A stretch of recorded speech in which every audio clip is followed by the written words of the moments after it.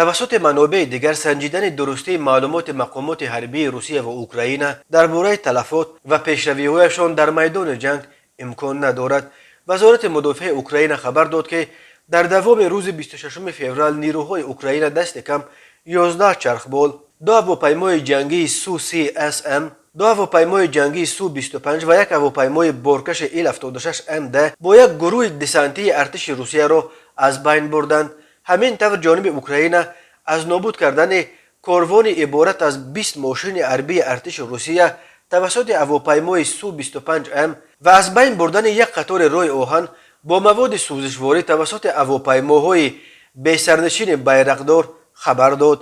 در این زمان نماینده وزارت مدافع روسیه جنرال ایگور کناشنکوف خبر داد که نیروهای روسیه شهرهای خرسون و بردیانسک را احاطه و گنجیفسک و یک فرودگاه در نزدیکی خرسون را اشغال کردند. بنا به اطلاع کناشنکوف در دوام روز 26 فوریه نیروهای روسیه به 975 انشاءات حربی اوکراین حمله آورده 8 هواپیمای جنگی و 7 چرخبال همچنین 28 هواپیمای دیگر را در زمین از بین برده. همین طور 223 تانک و دیگر ماشین‌های زیرپوش، 86 توپخانه و مینامیات، 143 واحد تکنیکی حربی و 39 شبکه ریاکتیوی آتش‌انداز را نابود کردند. کناشنکوف گفت 317 سرباز پولک 302 اوکراین در ولایت خارکوف همراه با شبکه‌های ضد هوایی بوک M1 به صورت افتاده. نیروهای LNR از اول جنگ‌ها 52 کیلومتر پیش رفته روز 26 فوریه سه دهه نوواختیرکا، سمالیانینو و استانچینا لوگانسکوی را اشغال کردند.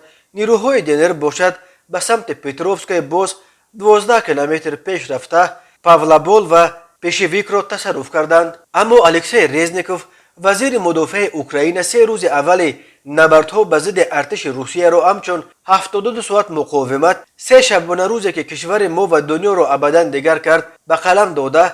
در مراجعتنامه‌اش گفت کنی همه آنهایی که وعده در 72 ساعت گرفتن کیف را داده بودند، کنی آنها من آنها را ندیده ایستادم، فقط این را میشنوم که چگونه آنها خود را سفید کرده ایستادند.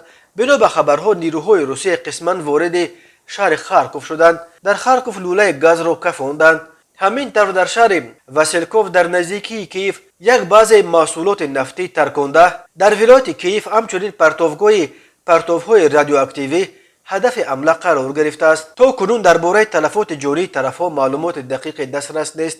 جانب روسیه درباره تلفاتش اصلا یگان خبر نمیدهد، ولی در دفتر پرزیدنت اوکراین روز 26 فوریه گفتند که جانب روسیه طی 3 روز اول حدود 3500 کشته و زخمی داده است. در این زمان فشارهای بین المللی به ضد روسیه تا رفت بیشتر می شود. رهبر کمیسیون اروپا از کشورهای عضو اتحاد اروپا خواست از پیشنهاد از شبکه بین بانکی سویفت خارج کردن روسیه طرفداری کند. امریکا علیه این پیشنهاد را دستگیر کرده است. تقریبا همه عملیات انتقال پول در دنیای معاصر توسط سویفت انجام می شود و اگر این پیشنهاد پذیرفته شود آن در بین تحریمات علیه جهانی شده جدی‌ترین ضربه به نظام مالیوی روسیه خواهد شد. چند کشور دنیا از جمله مولدووا، رومانیا، بلغارستان، لیتوا، لاتویا، استونیا، پولشا، چخیا، آلمان و بریتانیا کبیر پروازهای هواپیماهای روسیه را توسط حریم هوایی خود منع کردند. چخیا دادن ویزا و حق اقامت به شهروندان روسیه را نیز قطع کرده. گفت اسناد تمام آن روس‌های را که علیه حق اقامت به دست آوردند از نو تفتیش خواهد کرد که تا چه اندازه آنها به امنیت چخیا